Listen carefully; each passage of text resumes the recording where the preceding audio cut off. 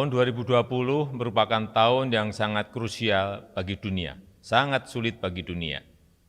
Semua negara ditantang untuk memecahkan masalah yang tidak terduga sebelumnya, ditantang menjawab keterbatasan, menghitung kembali peluang, dan menciptakan terobosan dan inovasi yang tidak terpikirkan sebelumnya. Saya percaya peluang dan kesempatan masih terbuka luas. Indonesia menggunakan momentum krisis ini untuk melakukan reformasi struktural secara extraordinary. Kami membenahi regulasi yang ada, membenahi birokrasi yang ada, agar dapat bergerak cepat melalui masa-masa yang sulit ini, sehingga siap membuka pintu seluas-luasnya bagi bisnismen dan bagi investor dengan cara-cara baru. Bapak Ibu hadirin yang saya hormati, beberapa minggu yang lalu Indonesia telah mengesahkan Undang-Undang Omnibus Law Cipta Kerja. Pertama kali dilakukan penyederhanaan regulasi secara besar-besaran dari 79 undang-undang menjadi 1 undang-undang. Tujuan utama kami adalah menciptakan iklim berusaha dan investasi yang berkualitas bagi para pelaku bisnis, termasuk UMKM dan investor asing. Regulasi yang tumpang tindih dan prosedur yang rumit dipangkas. Rantai birokrasi perizinan yang berbelit-belit dipotong.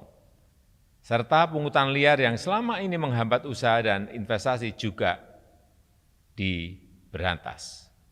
Dengan tetap mengutamakan komitmen kami untuk perlindungan kepada lingkungan, komitmen ramah lingkungan. Omnibus Law Cipta Kerja akan memberikan dampak yang signifikan bagi iklim usaha dan berinvestasi di Indonesia. Pertama, proses perizinan berusaha dan berinvestasi menjadi lebih sederhana dan lebih dipercepat. Persyaratan untuk investasi menjadi lebih sederhana. Perizinan usaha untuk usaha mikro kecil tidak diperlukan lagi, cukup hanya dengan pendaftaran saja. Kedua, pungutan liar dan korupsi dipotong dengan cara mengintegrasikan seluruh proses perizinan ke dalam sistem perizinan elektronik melalui sistem OSS, Online Single Submission. Ketiga, kegiatan usaha dan berinvestasi makin dipermudah. Pembentukan perseroan terbatas dibuat lebih sederhana dan tidak lagi ada pembatasan modal minimum. Pengurusan paten, merek juga dipercepat. Pengadaan tanah dan lahan bagi kepentingan umum dan investasi jauh lebih mudah.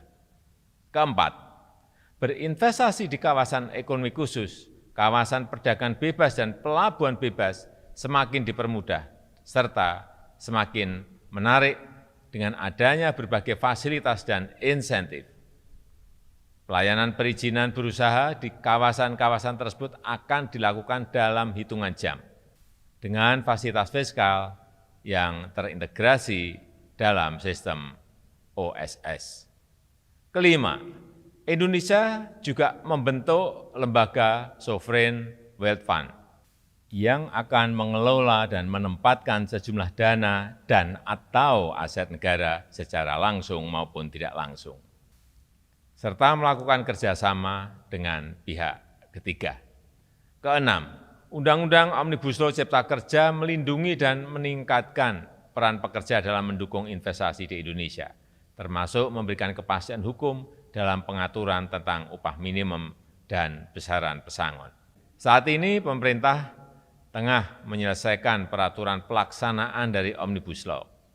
Kita akan selesaikan aturan pelaksanaan itu secepat-cepatnya, sehingga berbagai reformasi regulasi dan debirokratisasi bisa segera dirasakan manfaatnya oleh para pelaku usaha, serta diharapkan dapat menjadi daya ungkit pertumbuhan ekonomi Indonesia di masa depan. Untuk itu, saya mengundang para CEO dan pengusaha di kawasan Asia Pasifik untuk memanfaatkan peluang dari Undang-Undang Omnibus Law yang baru saja disahkan ini. Saya yakin para pengusaha serta pelaku bisnis domestik dan internasional akan merasakan efek positif dari berbagai potensi dan insentif dari kebijakan ekonomi yang dikeluarkan Indonesia di masa pandemi ini. Sebagai penutup, mari kita bersama-sama bangkit dan bekerja sama untuk memulihkan kesehatan masyarakat dan perekonomian kawasan, dan segera melakukan lompatan kemajuan untuk kejayaan perekonomian di kawasan.